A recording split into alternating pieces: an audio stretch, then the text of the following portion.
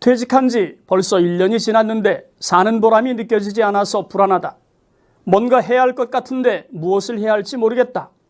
퇴직 후에 보람된 시간을 보내고 있다는 생각이 들지 않는다.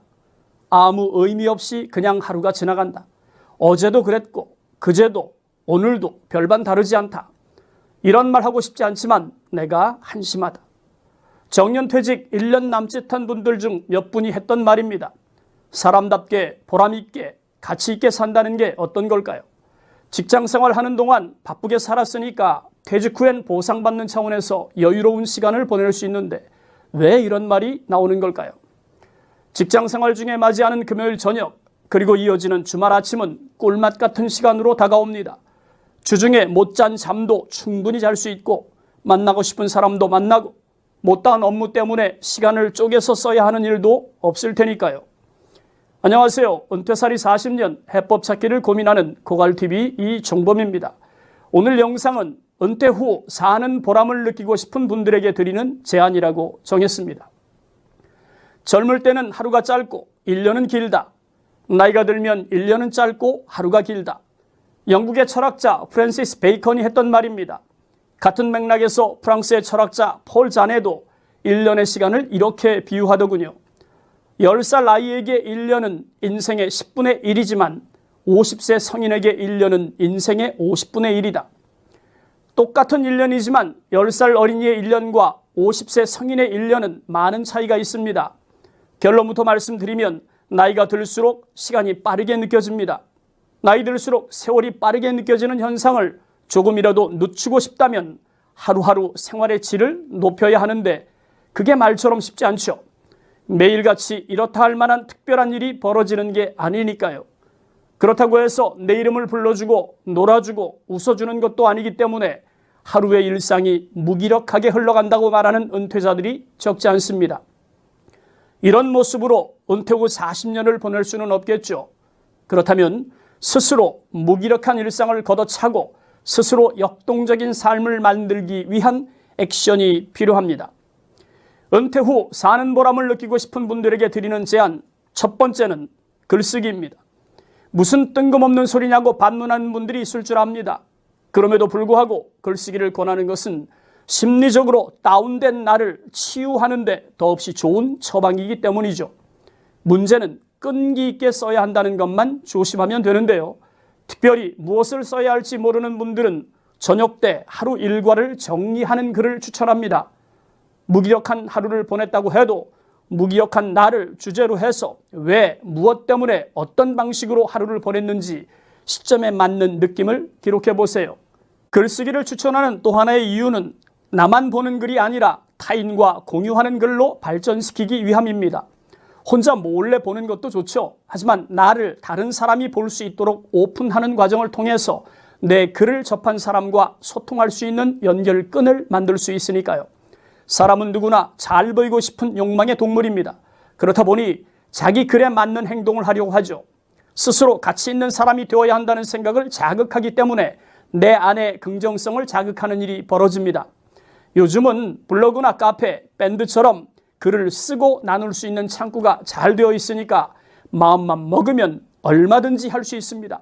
조금 더 욕심을 내면 내 이름이 적힌 책을 낼 수도 있는 만큼 꼭 시도해 주길 제안합니다.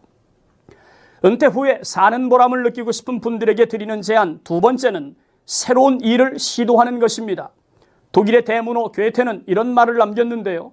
나이를 먹는다는 것은 이미 새로운 일이 시작되었다는 뜻이다. 무엇보다 마음가짐이 중요한데 이 나이에 뭘 하겠어? 라고 하는 생각을 버리고 내 나이가 어때서? 라고 생각하는 마음 무장이 중요합니다.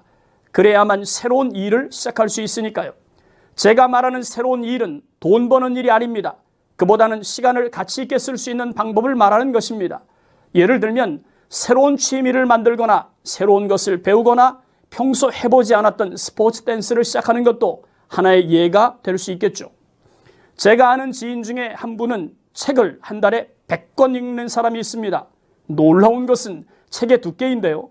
어림잡아도 400페이지는 좋긴 넘을 만한 분량의 책을 한 달에 자그마치 100권을 읽는다는 게 상상이 가십니까? 도서관에서 끊임없이 책을 빌려다 읽는 것을 보면서 저도 반성하게 되더군요.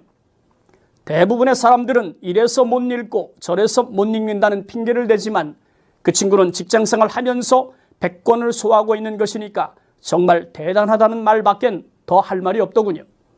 뭔가 생산적 가치를 만들 수 있는 일을 발견한 일이 먼저이긴 하지만 무엇이든 포기하지 않고 꾸준히 하다 보면 그 안에서 가치를 찾게 되고 결국은 하루의 삶이 의미 있게 채워진다는 것을 여러분과 공유하고 싶습니다. 저 같은 경우는 강의가 본업이지만 주말을 활용해서 글쓰기와 영상 작업에 매진하고 있는 것도 은퇴 후에 생산적 가치를 만들기 위해서 훈련하는 시간으로 쓰고 있습니다. 덕분에 내적 충만이 커지고 은퇴 후 삶의 방향을 정립하는 데 더없이 좋은 계기가 되고 있다는 말씀을 감히 드리고 싶습니다. 오프닝에서 제가 소개한 퇴직 1년 차들의 고백 생각나시죠? 퇴직한 지 벌써 1년이 지났는데 사는 보람이 느껴지지 않아서 불안하다. 뭔가 해야 할 것 같은데 무엇을 해야 할지 모르겠다. 퇴직 후에 보람된 시간을 보내고 있다는 생각이 들지 않는다. 아무 의미 없이 그냥 하루가 지나간다.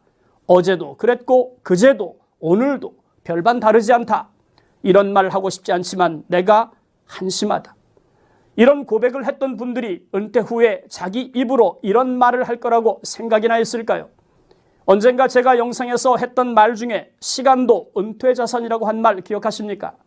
시간이란 자산은 다른 자산과 달리 이자가 붙거나 손실이 발생하는 건 아닙니다.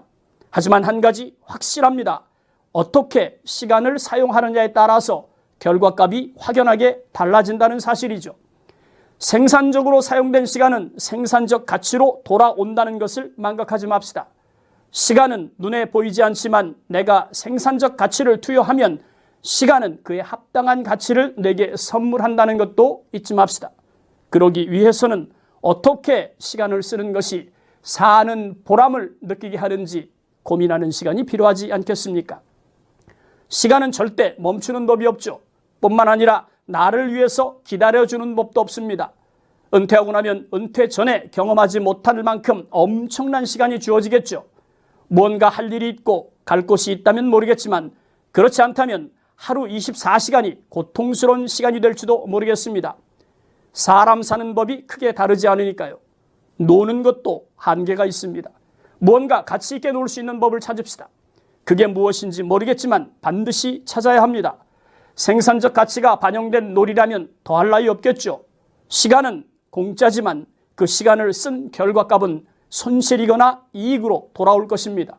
시간을 쓴 그 다음에 돌아오는 것이 허무한 마음이라면 손실이 일어난 것이고 돌아온 것이 기쁨이고 즐거움이고 소득이라면 이익이 되지 않겠습니까? 오늘 영상은 여기까지입니다. 여러분 행복하십시오.